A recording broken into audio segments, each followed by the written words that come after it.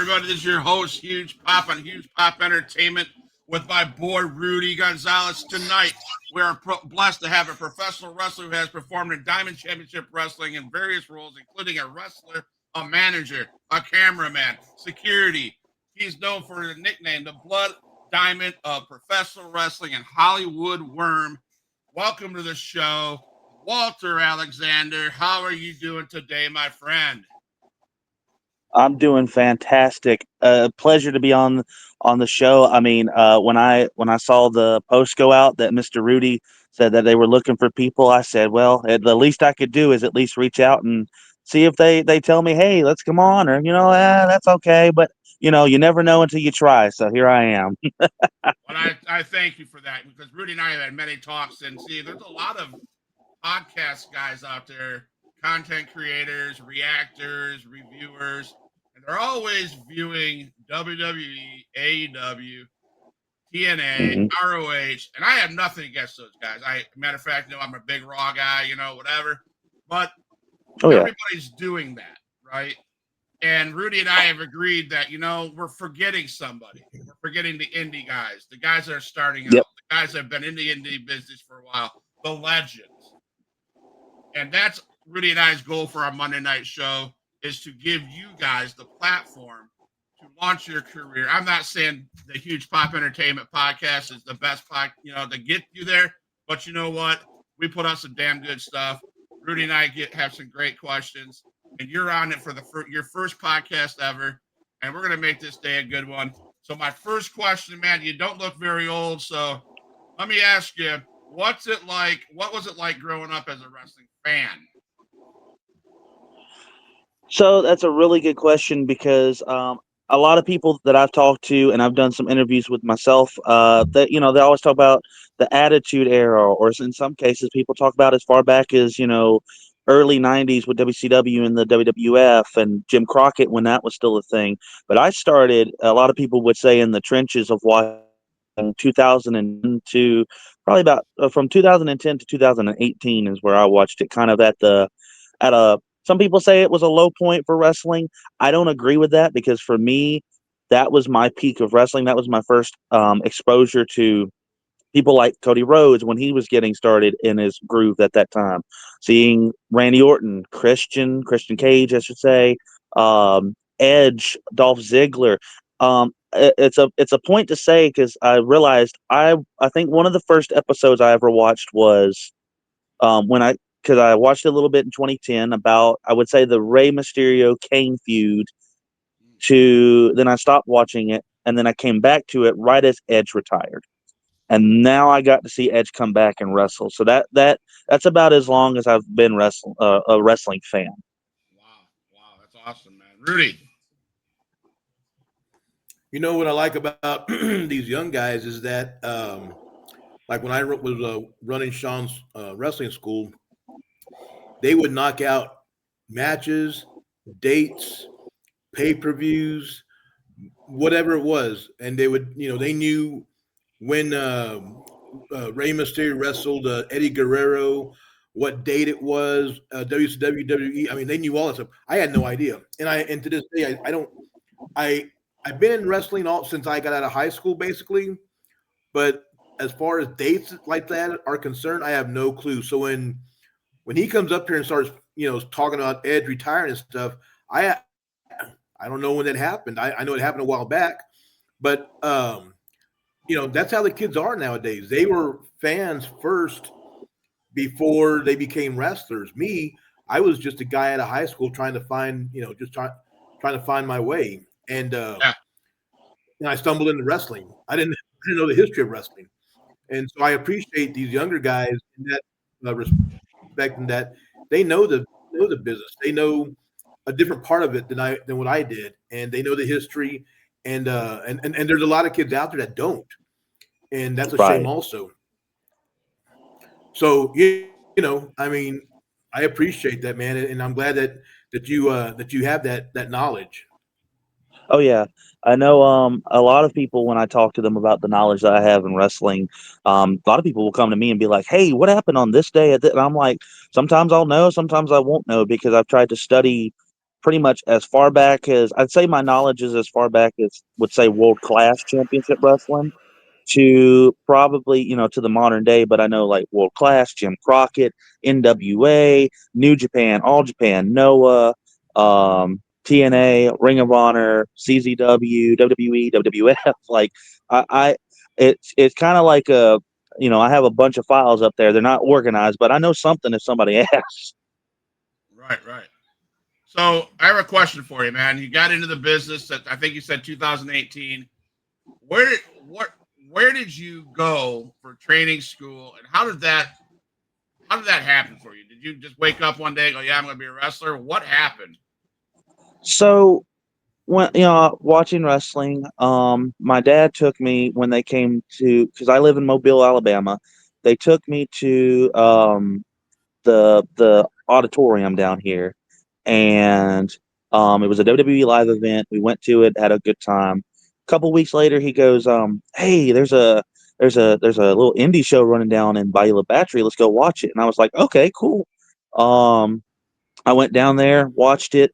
I had a blast. It was first time I ever seen an indie show because I knew about independent wrestling, but I didn't really I was not in the local area. But I started, following them on Facebook and following them. It was Diamond Championship Wrestling, funnily enough. That was the company that I first saw on the indies. And I started writing these little reviews for the shows because they used to do episodes on their Facebook and, you know, just kind of writing reviews, writing, this is what happened. This is what I rate the match, just something because I'm, 18, just trying to, enjoy it the way I want to enjoy it. And I feel like other people could enjoy it. And one thing kind of snowballed from there. And they were like, well, here, come check out the shows. We'll, take care of you, blah, blah, blah, blah, blah. And I started going to just show after show after show, which was, early days of what was called Alabama Wrestling Alliance, Alabama Wrestling Federation, Revolt Pro Wrestling. And that's really the first couple of ones I went to. And then I started getting into the training of it with my first trainer. His name was Richard Bailey, Mountain Man Richard Bailey. He's since passed away. God bless him. He was mountain of a man, literally the name Mountain Man. But trained with him. Had my first show at just 7 years ago, September 29th, I believe. That was my first show. It was a rinky dink battle royal. And I've been hooked ever since. I've been, people say it's a bug. Once it's got a hold of you, it just doesn't go away. And it's so true. Awesome. Rudy, first, before I ask Rudy, you got a friend on the show, Mr. John Saxon. Mr. John Saxon, if you're still watching, I am now in the role of asking questions, right? I am the guy, the researcher, and he made the statement. You got this, Rudy. You got this. I see the Steelers towel. Mr. John Saxon says he wants to tell you that. So he likes your Steelers towel. So, Rudy, you got any Yeah, questions for our guest? I just watched it the other day. No, really. First of all, before we go any further, I'd like to offer my condolences to Bobby Horn, who was known in the WWE world as Sir Mo of Men on a Mission. Yes. He passed away last night. Good man. I worked with him a couple of times. He invited me down for a clinic a few years ago. It was me, Bobby, and Ron Simmons, and I know he trained kids up in the Dallas area. I know he affected a lot of lives up in that part of the state. So I just like to offer my condolences to his family. Um, uh, everybody involved. Denise, his wife Denise Jones, good people. She's a nice lady. I met her a few times when I was going up there. I know it's hard for everybody, because he did touch a lot of lives. But rest in peace, Bobby. We're all praying for you, and I think everything will work its way out. Absolutely. But back to the podcast. Um, when you were starting, when you were training, what was your training like? A typical day. What was a typical day like? Well, a lot of cardio to start out. They would make us run ropes, X amount of times, like sometimes 15, sometimes 20, just to get you know, the rhythm of everything and to test how your cardio was and also to test, what your footing was. And start up with chain wrestling, chain wrestle for probably a good 30 minutes and then taking some bumps with some moves like, basically scoop slam, body slam, suplex. It was very basic training and a lot of it wasn't done by Richard. It was done by two of his students, which they are fantastic workers themselves. But it was very basic. Like to start out, I think it would be. I tell people, I wouldn't want to stay in there for like 5 years, but for like a year, maybe a year and a half, it would have been a good training for somebody to get used to it before they moved up to like intermediate or even advanced. Wow. Right, right.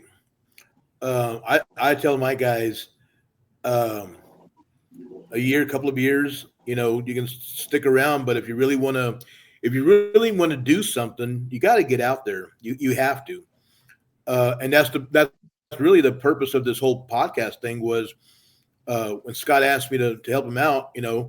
Um, what really caught my attention, what really caught my eye was the fact that he wanted to expose the independent wrestling guys. Um, Not so much, I don't know how many podcasts Raven has done. I don't know how many podcasts uh, some of the other guys have done, but they've done a few, you know, and Right. but the true heart and soul of pro wrestling, honestly, in my opinion, is the independent scene. Absolutely. If there was no independent wrestling, there'd be no AEW, there'd be Hmm. no WWE. Uh, they would guys would wrestle and they'd go to trip Mexico and do their thing, whatever. I mean, the way WWE got started, the story goes is Vince just picked all the top names from all the territories and put them all into one federation.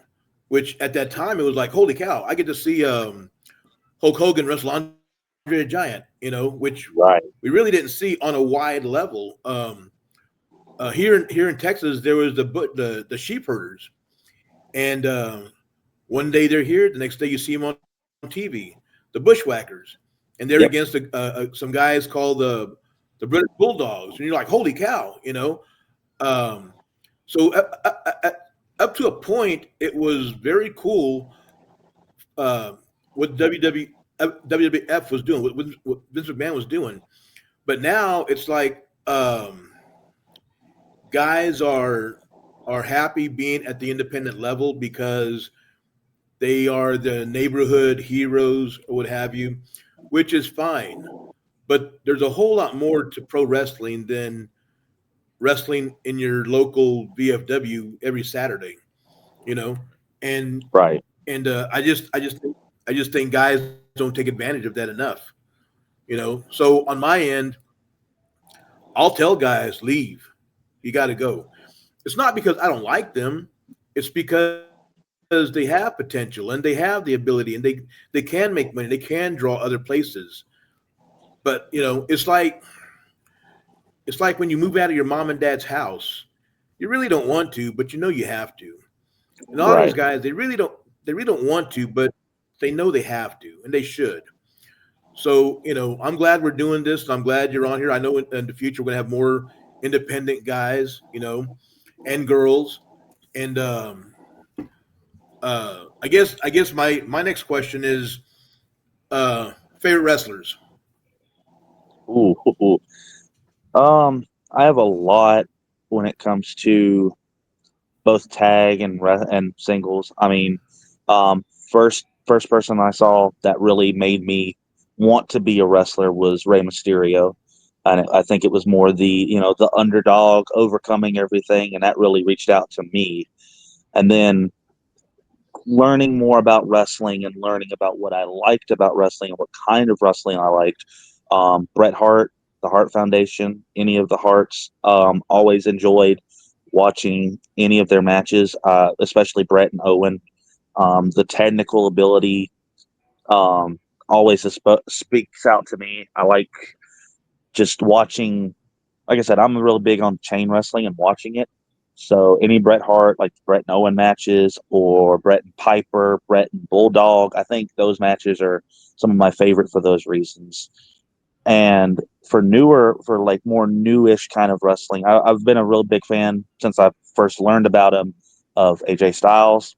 I think he is one of the top, still one of the top performers to this day. Um, as well as I'm a big fan, and I know it kind of gets, especially nowadays, but I'm still a big fan of Chris Jericho. I think the way the man can reinvent himself and play off of even the negatives that maybe that character has at the moment, he can still play off of it and get as much out of it. Um, and when it comes to tag wrestling, I'm real big on, and I've met them before, the Rock and Roll Express. I'm way big on the Midnight Express, Jim Cornette especially, as well as Bobby Eaton and Stan Lane. Um, just really big into that, like that kind of tag team wrestling where you watch. I was just watching. I think it was Jim Cornette and I think it was maybe the Valiant, or no, I can't remember who exactly it was. Somebody would have to correct me, but threw a fireball in the guy's face. His brother comes out, who his brother is on the opposite team, as they would say, and he's checking on him. Finally, he just storms into the locker room, and that's what I really miss about today's wrestling is I don't think a lot of wrestling has that sort of aura to it, that where it feels like, man, these guys are trying to kill each other. And that's what I loved about the Rock and Roll Express and the Midnight Express, especially facing each other, because you would be like, one of these guys is going to get seriously hurt because the other guy's trying to hurt him. Absolutely. So you made a great point, man. Because when I fell in love with independent wrestling, I before probably 4 years ago, I was a huge WCW WWE guy. Watched the mainstream. Never went to an indie show. This day, applaud to you as a performer.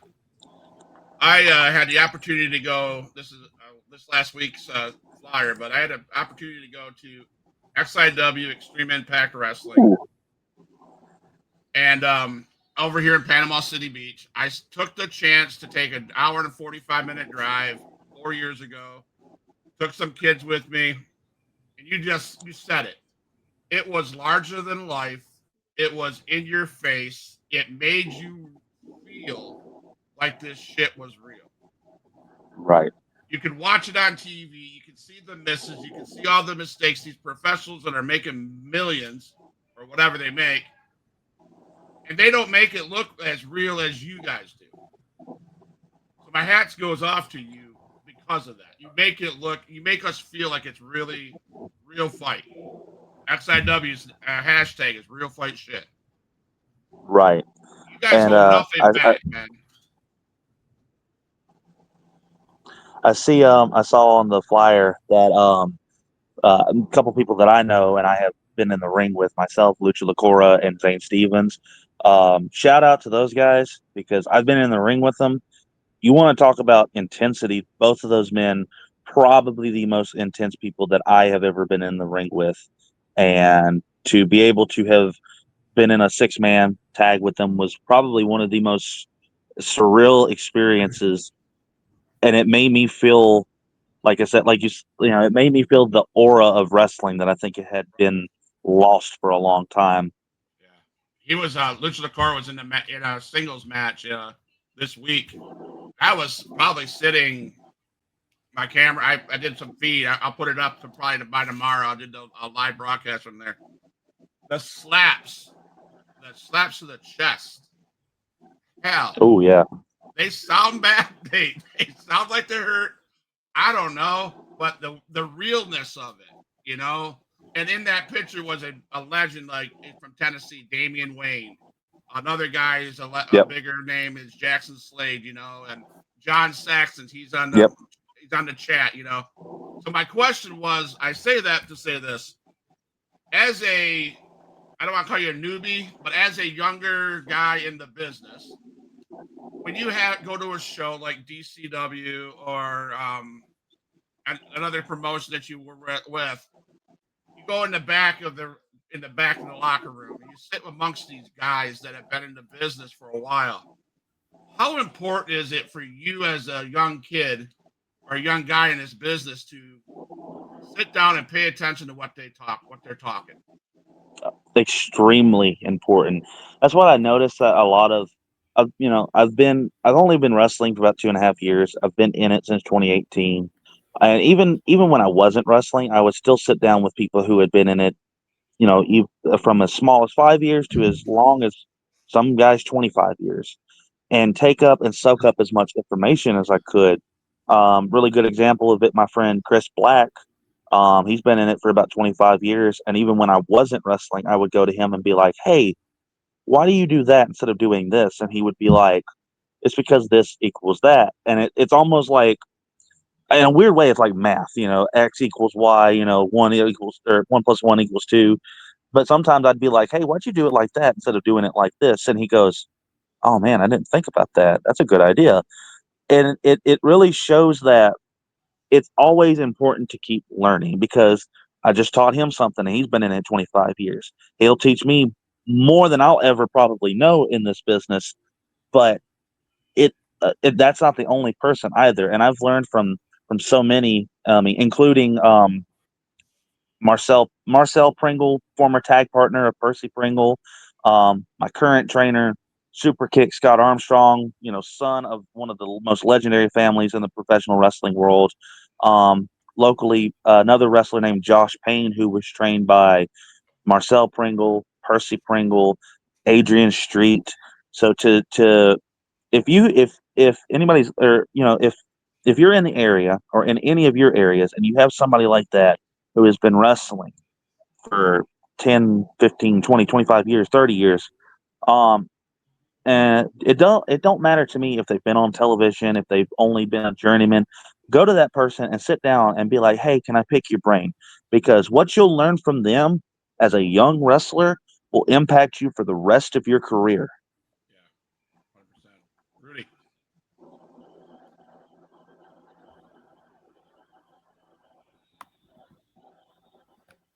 No, you're right. You're exactly right. Did you know Francisco Ciazzo? Francisco Ciazzo. Yeah, I don't believe I did. that's a legend in itself, man. He was in the Clearwater area. He was, yeah, Francisco's a good dude. He passed away well, actually a couple of years ago now. It's going to be a couple of years in January. Good dude, man. But he was full of knowledge. I mean, very smart guy. He was trained. When you said Adrian Street, I was like, oh shit. But he was trained by Adrian Street. Always helped guys out whenever they asked. Even when they didn't ask. You're exactly Right. right. Anytime you can help, anytime you can help out the younger guys, by all means. Whenever the younger guys are in the presence of an older guy, a veteran, don't be afraid to ask questions. A lot of guys I know that are in my age group have no problem, giving their advice, and they'll give their advice whether you ask for it or not anyway. But it's always a good idea to try and find other ways to do things. I mean, you'll be surprised.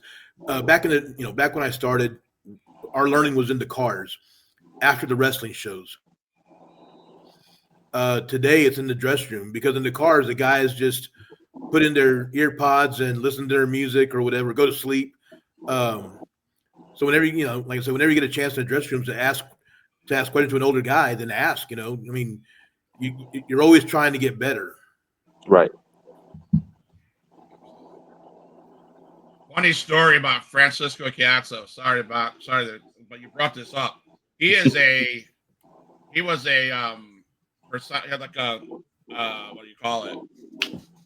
I don't want to say a thug, but he was a bad dude, man. His character was a bad dude, you know. And I had him on the show, and I asked him, I said his name, I said Francisco something or other. He about lost it on me in character, and I'm like, oh fuck. I was like, I'm so sorry, dude. And as he's walking, he goes, dude, don't worry about it. That was so funny. So Adrian Whispers on the show, and I love when people come on the show. Okay, first of all, we're gonna give a shout out. One of Rudy's guys, Jalen Stewart. He says, "Shout out to Huge Pop. Thank you, Jalen." My boy Adrian Whisper. Thank you, my guy. Thank you, thank you. He gave me the name, the Pod God. Hmm. So I'm gonna steal a question. I got a question. Adrian Whisper is gonna ask this question, so I'm gonna ask it for you. This is your first podcast. How important it is to you? What do you think about staying in character when you're doing something like this? Is there are you who you really are and at the ring, or is there a character style that you go with? Well, the one thing I've always been told since I've got in this business is take yourself and turn it up to 11. And I feel I do that very well. And that's been pretty much drilled into our head from Scott Armstrong because, you go to a lot of these independent shows and, as they say, the heels will be out there selling merch. And I don't have any issue with them selling merch. Make your money, make as much money as you can. They'll be out there with the baby faces. Now, a good promoter will usually set them on one side and the heels on the other, and that's okay. But Scott is like, don't even go out there if you're a heel. If you're a baby face, you can go out there and mingle with the crowd, kiss babies, shake hands. But if you're a heel, don't do that because you want to protect that. And if you're just out there it makes sense for the baby faces to be out there, hugging, kissing. Oh, hey, let me get a picture. Yeah, yeah. But you're as a heel, you're supposed to protect yourself as a star. And if you're out there with the crowd, you're just one of the people in the crowd. And I try to live by that a lot of the time because there are very rare instances where I've gone out there and been like, maybe either to get heat or something like that. But other than that, it is, stay in the back, you know, do your thing. When you're done, go to the back and just wait for the show to be done. But, I, I, and it depends on where you work. Because if there's a promoter that's like, okay, y'all can go out there, I'll probably go out there and try to sell merch or try to get some interactions. But most of the time, I try to just stay to myself and not to be rude or anything, but just to stay to myself and stay true to who I am as that person. Because the Blood Diamond professional wrestling uh, persona, as well as my Hollywood Worm was me cranked up to 1 million, but I cranked it a little bit back down when it became a Blood Diamond. So I'm Adrian Whispers here. He says, so show me 11 then. Okay, so I'm going to ask you to show me 11 when I ask you this question. Let's talk about August 2025 when you had the match against Lash LaFlair. Talk to me about that, amped up to 11. How did that go for you? Do you have anything you can say to Mr. Lash LaFlair? Look, I don't know why Lash thinks he can come in here. He's our new DCW Junior Heavyweight Championship. I faced for that championship before. They said I was a little over the mark on the weight. I think that scale was a little funky, if you know what I mean. But look, when it comes to me and Lash LaFlair, we've been up and down the road together. We've tagged together. We've wrestled against each other. But when it comes to getting in the ring the next time, the story is going to be vastly different. They can put the championship on the line. They can keep it off the line. I don't really care. I just want another opportunity with Lash LaFlair so I can show the realist what the Blood Diamond represents at Diamond Championship Wrestling. There you go. So, Rudy, go ahead.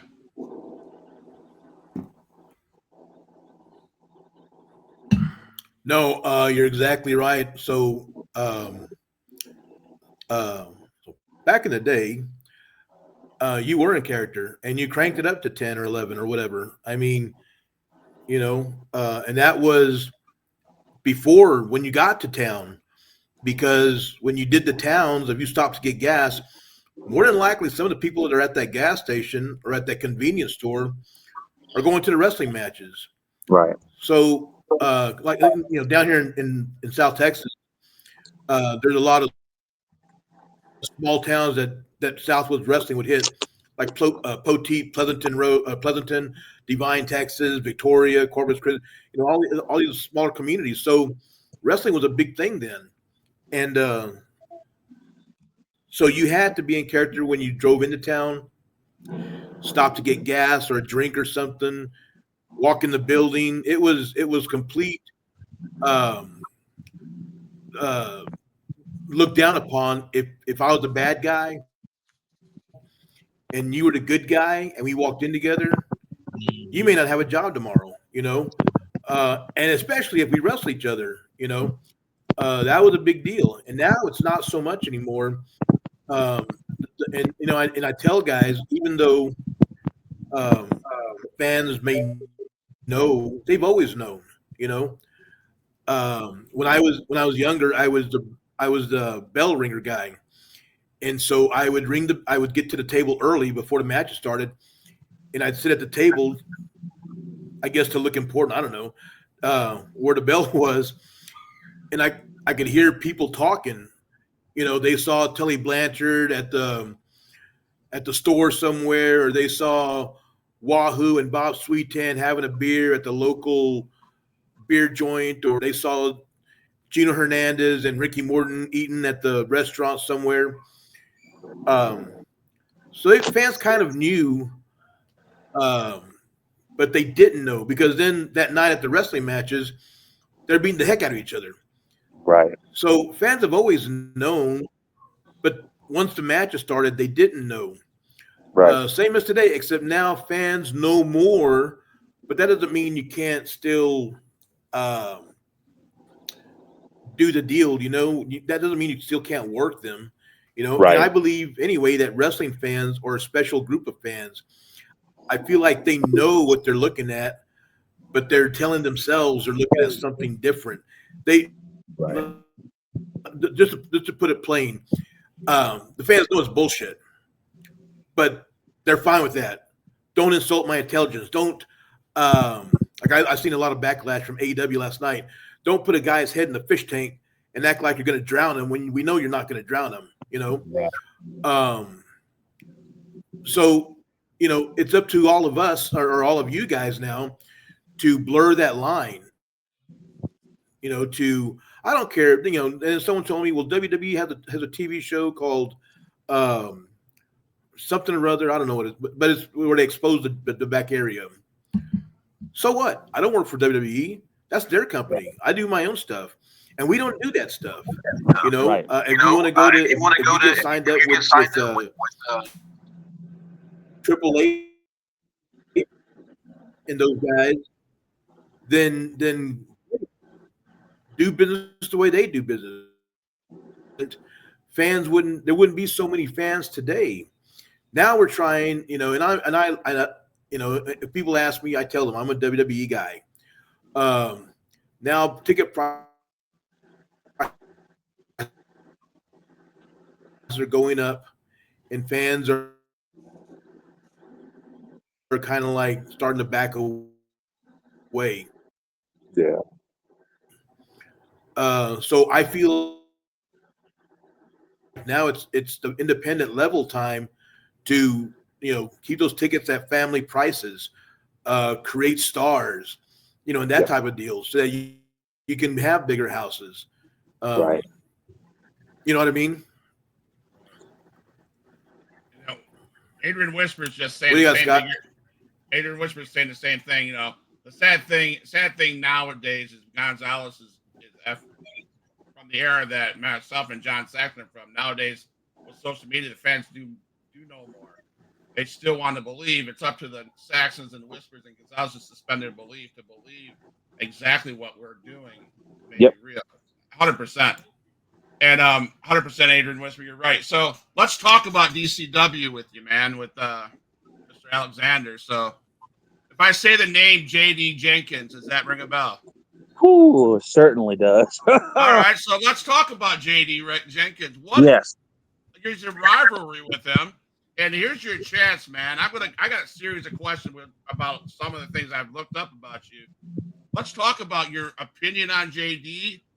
Are you going to see him again? Let's talk about it. Well, JD, as of right now, has been, I'm not 100% sure if it's been confidence and it's taking time away. At the time when, You got Diamond mic issues, Championship man. together at the same time, he had been, I had just been made the new general manager of Diamond Championship Wrestling because, let's just say, I put through a stage, and one thing led to another. I got some signatures, I ran up, as they say,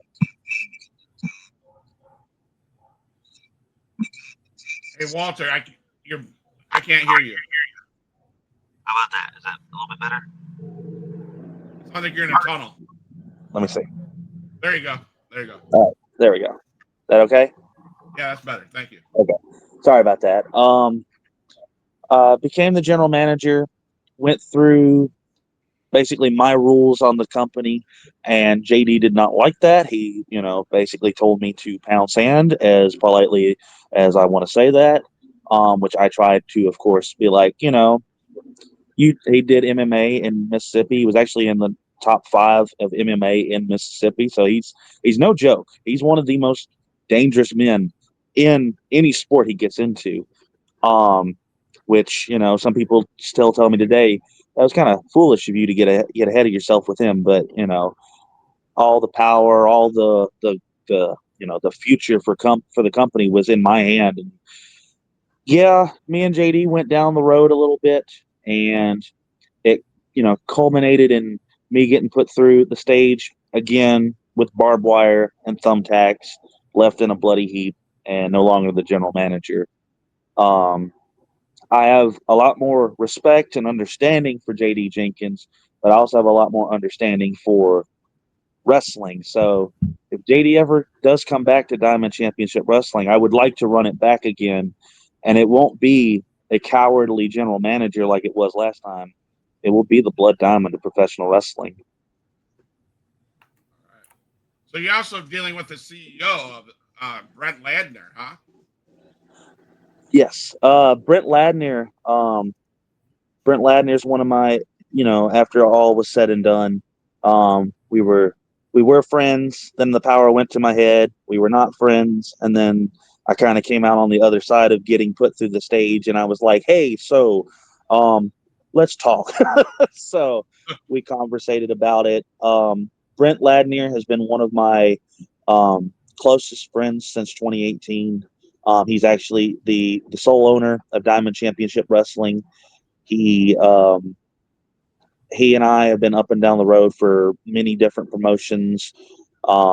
He actually himself was when he started in 2018, 2019, he was a referee. He did that for a little while. He worked with a few other companies before co-owning Diamond Championship Wrestling, and then now eventually owning it. And I was mentioning some of the people that have fostered kids before. Him and his wife have fostered a couple of kids and have seen them on to better futures than what they had been going through. And they besides the work that Brent has done for the company, he outside of the company is what you see is what you get. There is no mask for Brent Ladner. Brent Ladner is the man. Rudy.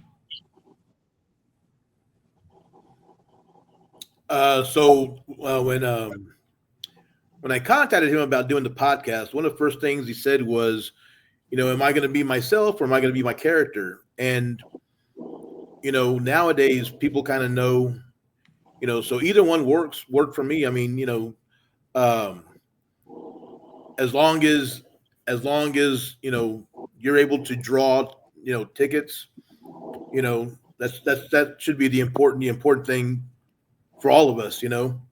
Right. Um, what do you see going forward for the rest of 2025 and into 2026?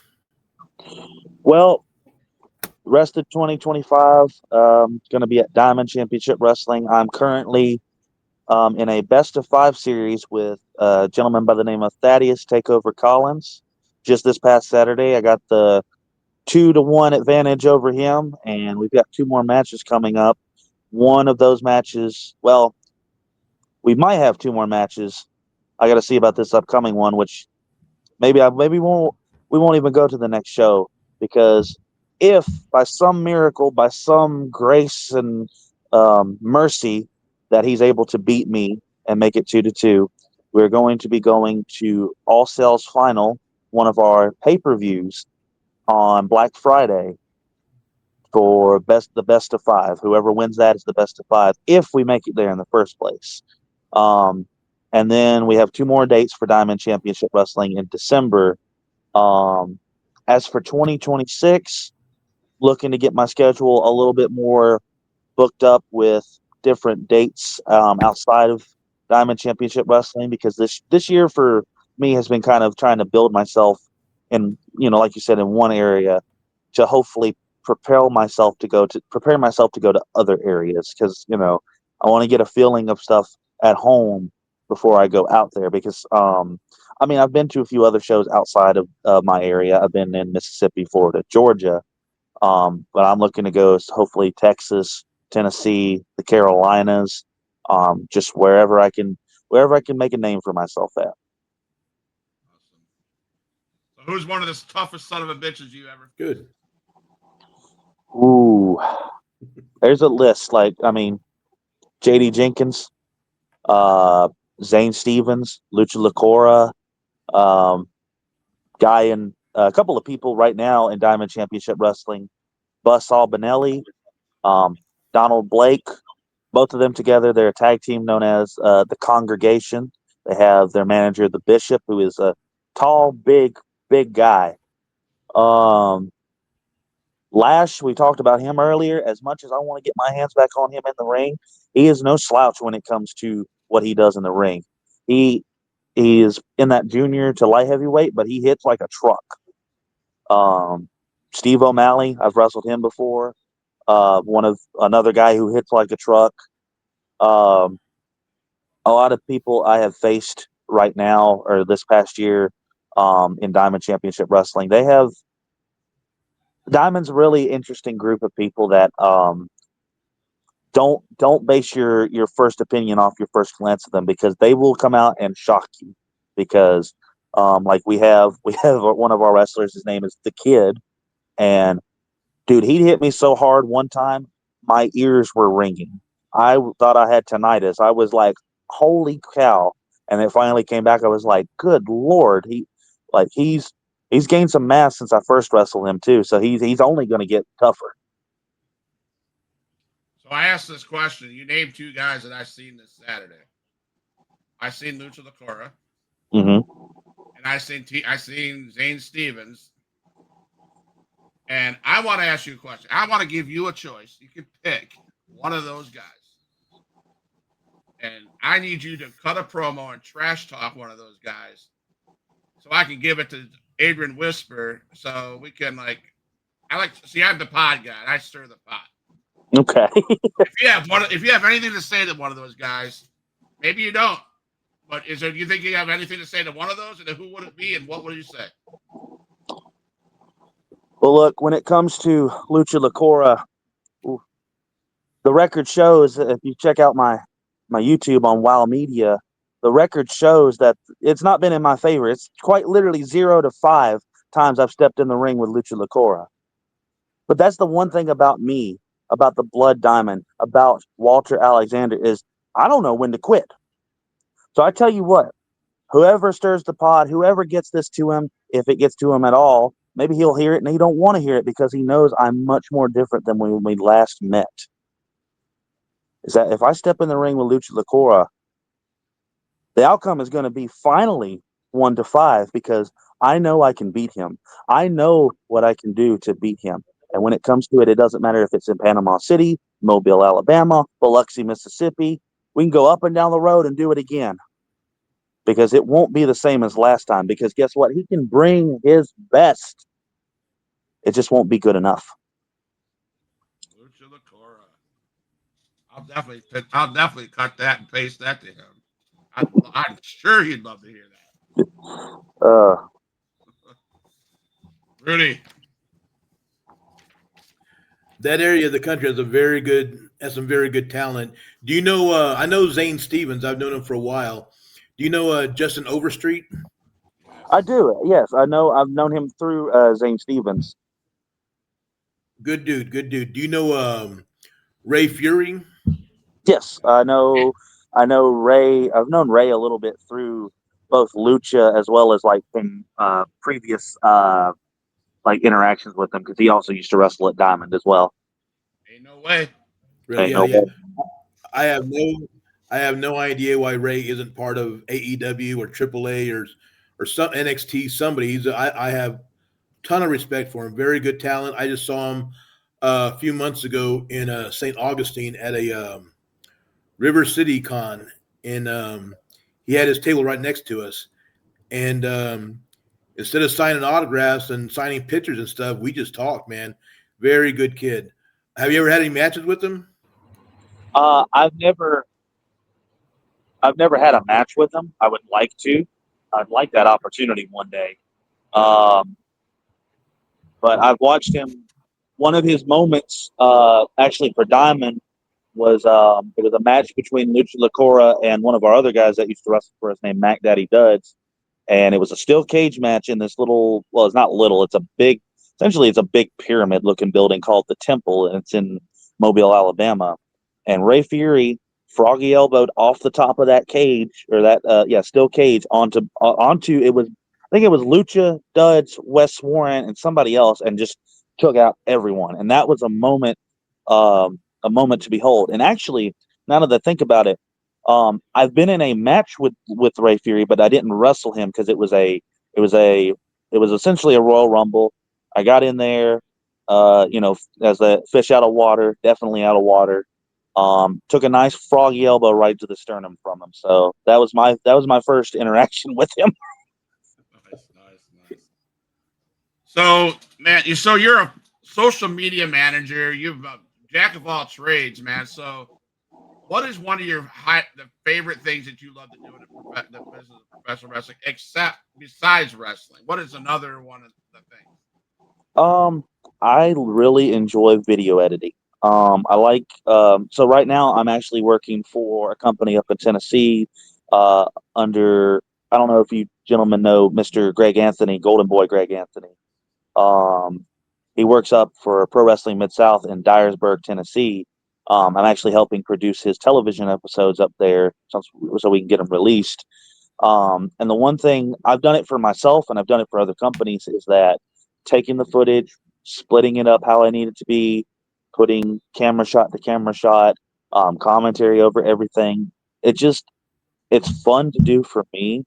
I know some people. I know, like at Diamond, we have television. I know Brent, who does the television episodes. He's like, "Oh my God, this takes forever," and I'm like, I'm just over here, just like, this is this is soothing for me. This is my therapy for the for the matches. Right. Um, but I also like doing articles. I've written many articles uh, on the page that I've helped run called Wow Media, and formerly Wrestling Wow.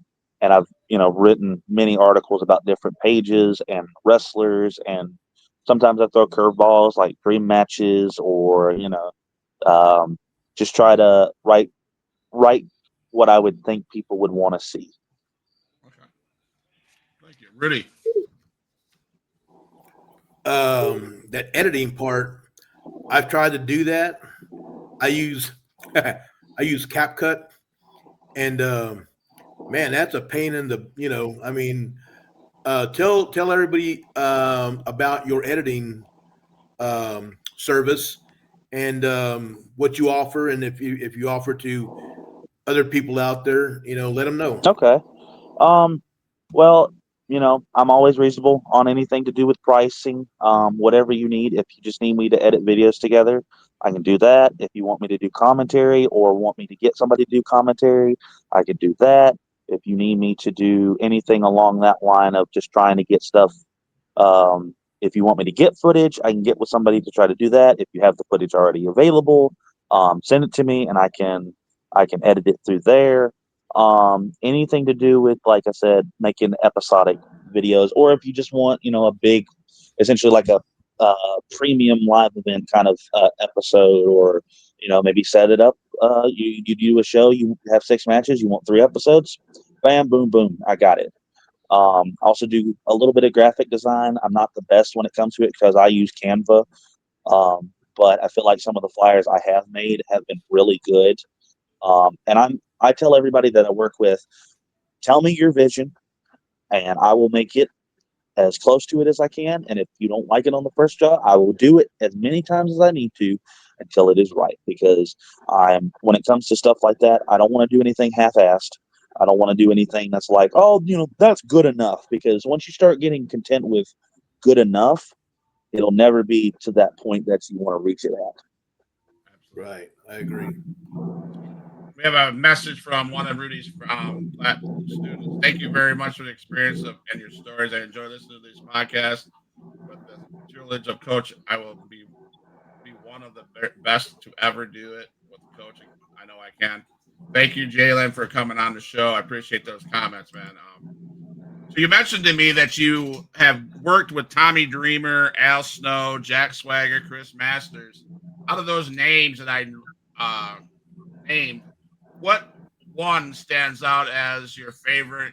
And did you wrestle this guy, or did you just were you in the back? Were you in a show? So a lot of the people that I named, I was in the back, and I got to learn a little bit from them. And the two that stands out, the reason I put them up there as the two is Dreamer and Al Snow, because I learned a good amount from just talking to Al Snow at 3 of the events he was at for Diamond. And I was at Al Snow's seminar that he did for one of the Diamond Championship Wrestling shows. And to be able to learn from both of those guys who both have incredible minds for the business. Al Snow, especially, has like one of the most, in my opinion, underrated minds for anybody.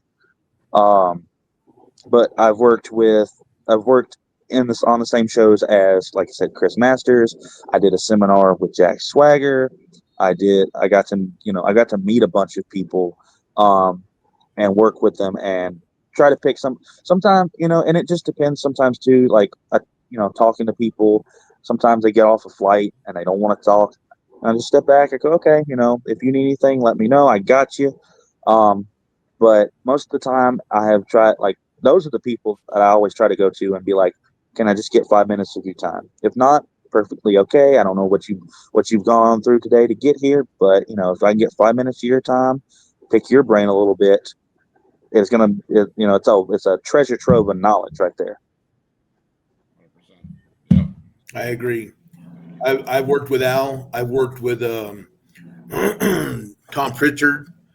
I've worked with Tommy Dreamer, Les Thatcher. I mean, that's a wealth of knowledge. And if I come across something that I'm not really too sure about, or if it's training, if it's whatever, I'll message one of those guys and they'll help me out. I mean, I've been around for a long time, and even I still look for help along the way. Right. But yeah, good stuff.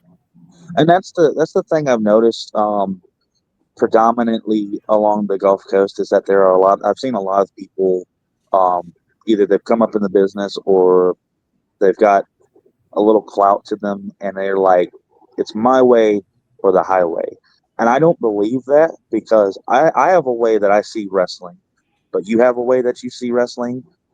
They have a way that they see wrestling. I think that all the ways that we see wrestling are there to achieve one goal, and there is no wrong way to achieve that goal. There are some slower, faster. It's varying, but it's all to achieve one goal at the end of the day. And I like to take on all of that information of, oh, what do you think about this? What do you think about this? I don't really agree with that, but I can see why you agree or why you think like that.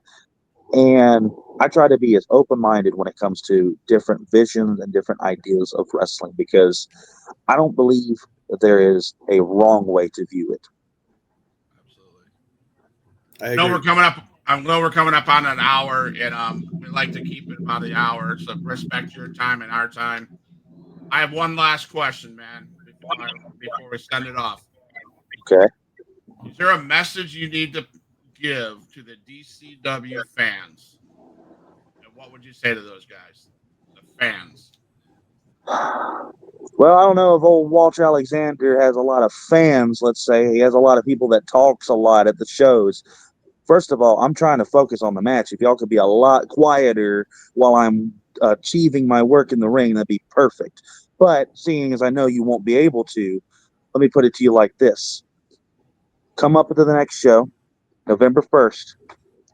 We won't even have to go to the pay-per-view. I'm going to put that down in that ring.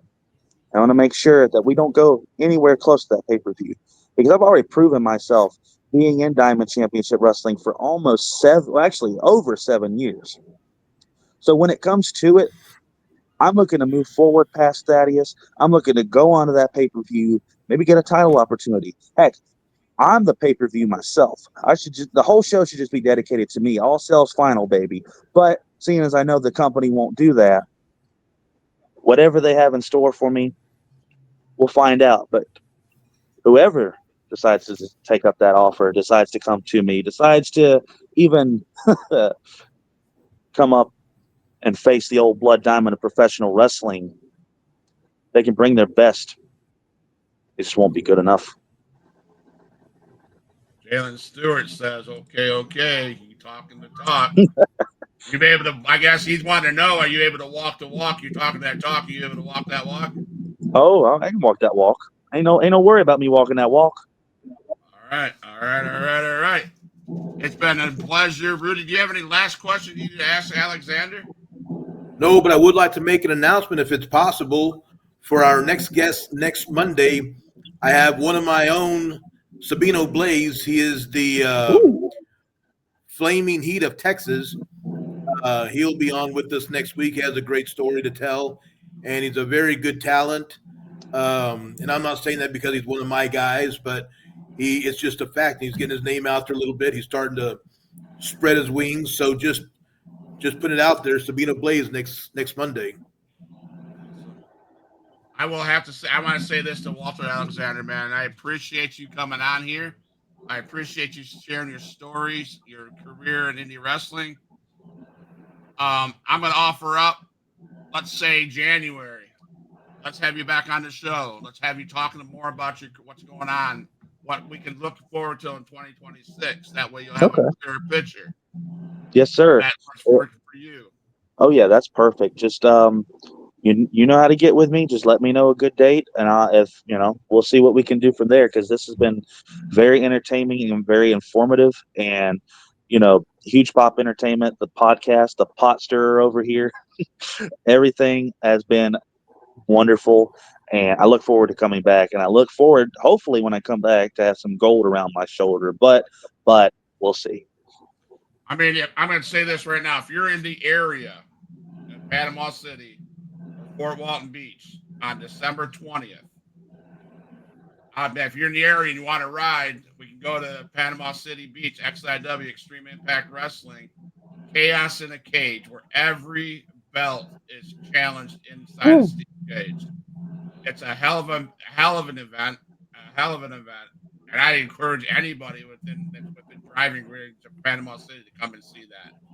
I also have a couple announcements as well. On the 22nd, which would be Wednesday, Ryan Collins will be on the show sharing his stories. An indie guy. On the 23rd, I'm super stoked. Buff Bagwell will be on Ooh. the show on Thursday. So looking forward to that. There's big things coming to the Huge Pop Entertainment. Big things are on stage right now. Walter Alexander, he talked trash to Lucha Lacora. I will cut that, paste it, and give it to him, man. And let's see what happens there. Maybe he'll come to DCW and find your ass November 1st. I don't know, man. He looked pissed off on the Saturday. And I know he's going through some things with Ray Fury, but I don't know. So again, I would invite. Do not go anywhere as I play the closing song, please, guys. I want to talk to you guys off camera real quick. Okay.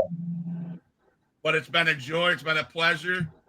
We had up to 10 people watching at one time. That's a great thing. We have 3 hearts, 2 likes.